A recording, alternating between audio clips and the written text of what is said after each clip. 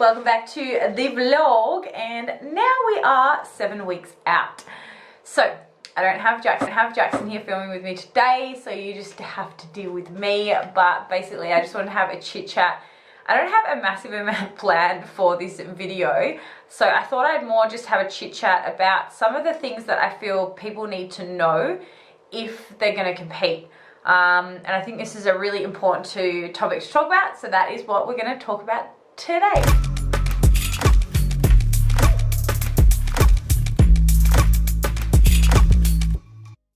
So guys, there's a couple of things.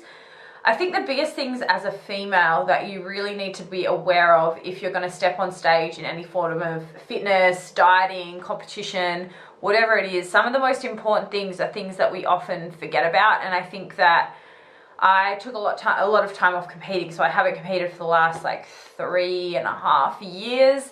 And safe to say my body is being a bit more stubborn when it comes to fat loss. And the funny thing is I actually thought this prep would be easier. Now, I thought it would be easier because I thought that my metabolic rate would have increased because I haven't really been dieting for the last couple of years, and I've been eating more food, probably more food than I ever have, and gained muscle. So obviously people tell you that when you have more muscle mass, your body is more efficient and all of these things. But to be honest, I don't know if I so much believe that anymore, and some of the science actually goes against it and some of it's for it. But at the end of the day, my metabolism isn't responding as well as what I expected to fat loss.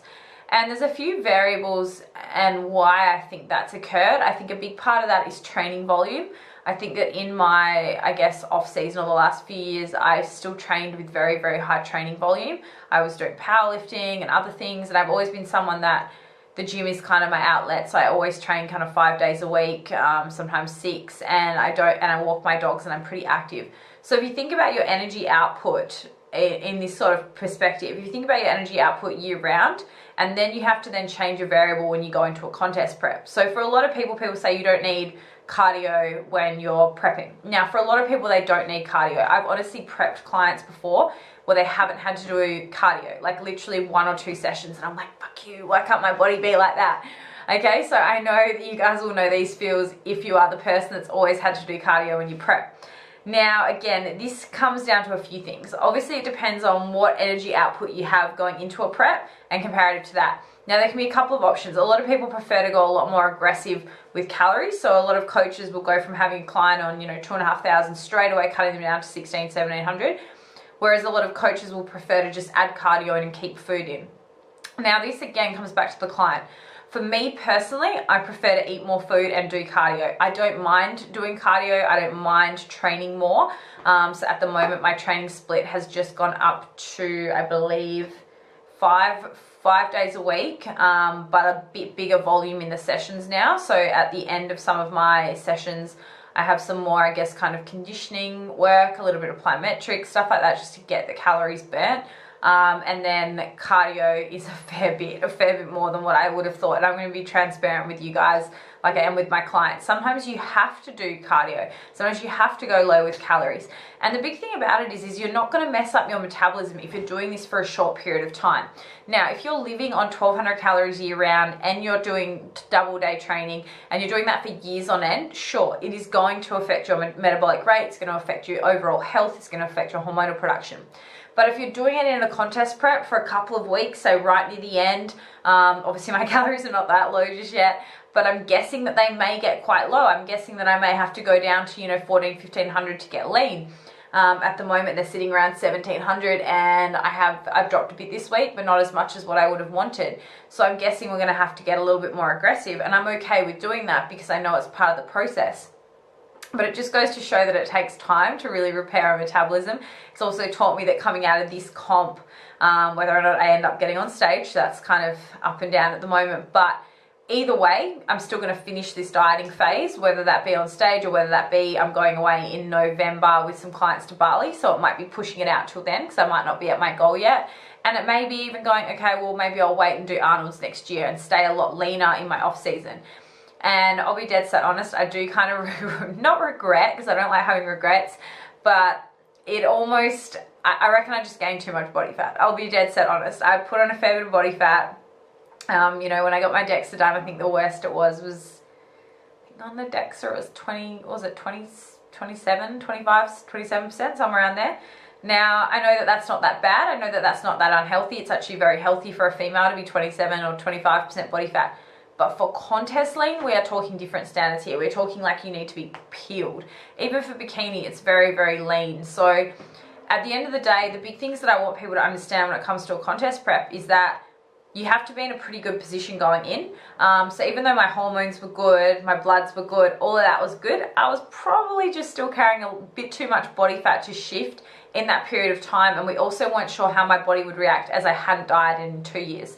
And so that can be a big part of it. So it's important to understand where you're at and obviously work with a coach that understands these variables. The other big thing to understand is that when it's your first comp prep, often a coach won't know how you're going to respond. So even as a coach, it's hard to gauge how someone's going to do the first time on stage. It's going to be hard to gauge the prep stage.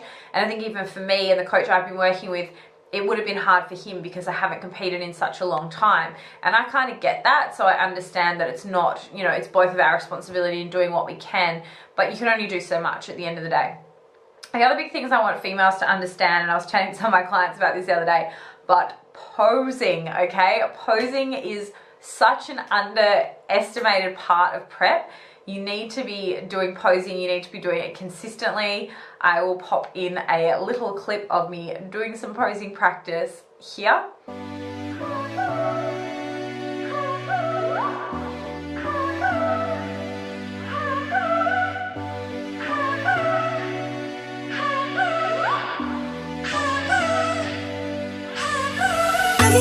Despite the loss, I'm over here, gotta get across.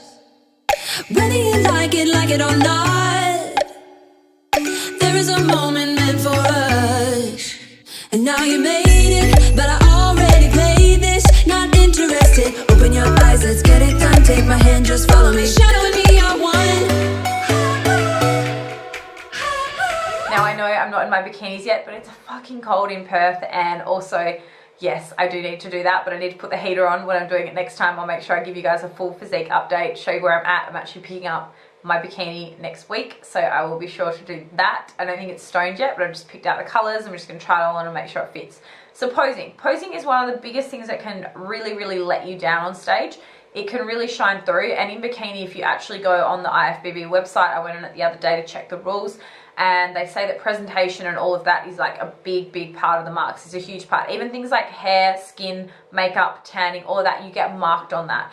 So if you feel like you've got the best body on stage and then you rock up on the day and your tan's patchy and you don't know how to pose, you could go from, you know, needing realistically getting first place to not even placing at all on simple things like that. I got marked down at a show once. I thought I was going to place top 3, and afterwards I asked one of the judges for feedback, and he was like, look, we couldn't place you because your tan on your hamstrings was so patchy, and you could even see the hairs on your legs, so I hadn't shaved properly. So the next one to posing is all the grooming side of things. Like, even though I'm still 7 weeks out, I'm starting to think about all those things. Like, when am I going to get my nails done, and hair and tanning and getting it to the right color. It's a little bit dark at the moment. And brows and everything. You literally need to get all the hair off your body. So there's all these little things like this, and that final week you really need to go into things like exfoliating, getting your skin prep done, all of this and that, to make yourself look really flawless on stage. It's a lot of work. Like, it's not as simple as what it sounds. It's not like a photo shoot where you can have like a hairy leg and they can just airbrush that shit out. Like, it's very different to that. You're getting judged on every single thing. So the biggest thing I want people to understand is posing is so important. Overall presentation is so important. The way you carry yourself. It's not just about being the most shredded person up there. Obviously, it's a massive part of it, and that's why I prefer IFBB to some other federations, because it's very simple. There's one category, it's bikini, or one category for my sort of physique. It's not like fitness and sports and this and that, and no judgment on those other divisions, but for me personally, I prefer like the one category, one criteria, so I know what they're looking for. And obviously that's going to change. So the next tip for first timers is, the first time you get on stage, keep it in your head that you probably won't do well. Like, I don't know, that sounds really bad, and sometimes you do get on stage and people win their first show. I've had clients do that before. That wasn't the case for me. I think I came 4th in my first show, and then I won my next one. But a lot of the time, you don't want to go in with high expectations because, like I said before, it could be something as simple as your posing letting you down and it not be your body.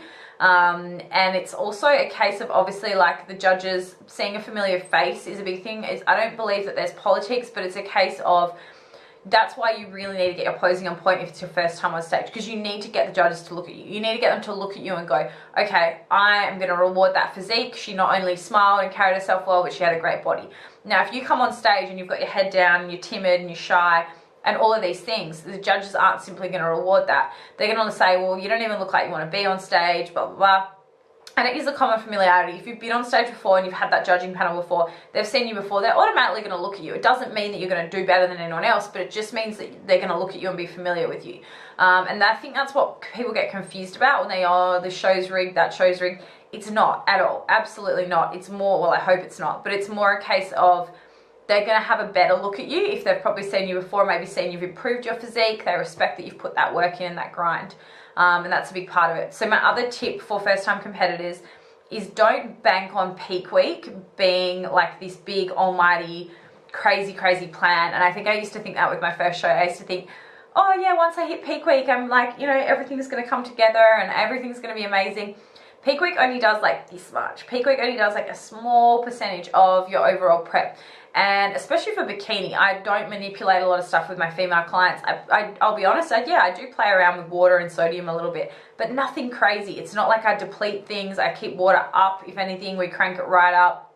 And a lot of coaches will say, oh, you shouldn't change anything for a bikini athlete. You shouldn't do this, this, and this. I honestly think that's a load of shit. You do what you got to do with the client at hand. Some clients I don't have to change a lot. Some clients are super lean and I've got to carve them up for bikini to have them looking fuller and filled out. Some clients I don't change a lot because maybe they're not quite lean enough. And the big thing is, guys, if you're not lean enough going into peak week, which I'm guessing I won't be, then you pretty much just keep dieting through. It's as simple as that. If you're not quite where you need to be, you just kind of got to keep dieting through. You can play around with water a little bit, but you don't want to mess around with other things like sodium and stuff like that if you're not super lean. That's a big part of it. So all the time people will say, oh, I'm holding water on stage, I'm holding this, I'm holding that. It's like, no, you're probably just holding body fat. It's as simple as that. You got to get leaner. That's a big part of it. Okay, so my last tip for first-time competitors would be have fun. Like, that's the biggest one. Like, have fun. This whole thing shouldn't be so serious. It shouldn't, especially with your first show. Like, you're not a pro athlete. You're not this and that. It's just a bikini comp. It's just like any other sport. Like, have fun with it. Make sure when you're back